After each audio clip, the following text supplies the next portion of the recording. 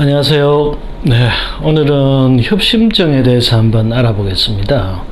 협심증과 천식 그리고 기흉 또 자율신경과의 관계에 대해서 한번 알아보려고 하는데요. 보통 이 협심증은 심장 검사를 해서 심장의 어떤 박동 이상이나 판막 이상이 왔을 때 심장 자체 이상이 있을 때 협심증으로 진단을 하게 되고요. 또 대부분의 이 가슴 통증이나 흉통은 협심증, 그러니까 심장 자체 이상이 아니라 스트레스성 질환이나 또 위장관 질환, 역류성 식도염이 있을 때 심장 통증이 심해지기도 하거든요.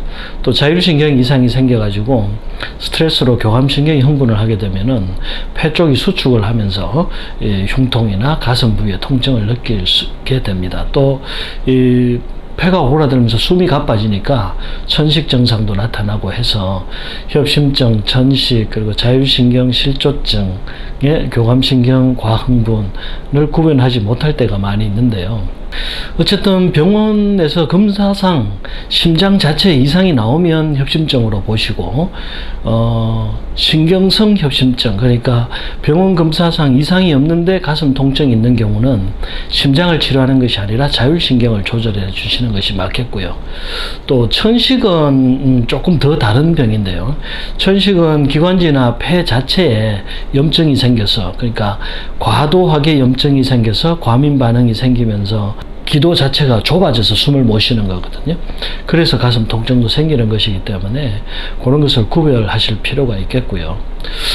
또 기흉과 협심증을 구별해 달라는 분이 계신데요. 협심증은 이 가슴이 아프거나 흉통이 생기는 거고요.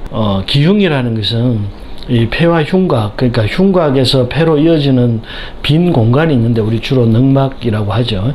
그곳에 이제 구멍이 생겨서 공기가 차면 폐가 압력에 의해서 쪼그라듭니다. 그래서 호흡을 못하게 되고 바늘로 찌르는 듯한 통증 같은 것이 생기는 것이기 때문에 완전히 다른 질환으로 구별해 주시면 좋겠고요. 심장 자체 이상은 대개 심장병으로 심장약을 투여해야 되지만 이 자율신경이나 신경성 스트레스로 오는 협심증은 대개 자율신경을 조절해 주시면은 치료가 잘 되거든요. 교감신경의 과흥분을 막아주면 폐가 열리고 순환이 좋아지기 때문에 호흡도 좋아지고 통증도 없어지는 경우가 많습니다. 또 천식 같은 경우는 염증성 질환이니까 주로 자가 면역성 질환이라고 하죠. 그래서 과도한 염증이 생기지 않도록 면역 과민을 막아주는 방향으로 치료를 해야 되는데 대개 이제 뭐 약을 먹거나 흡입제를 많이 사용합니다. 그런 경우에 스테로이드 제제를 많이 사용하게 되거든요.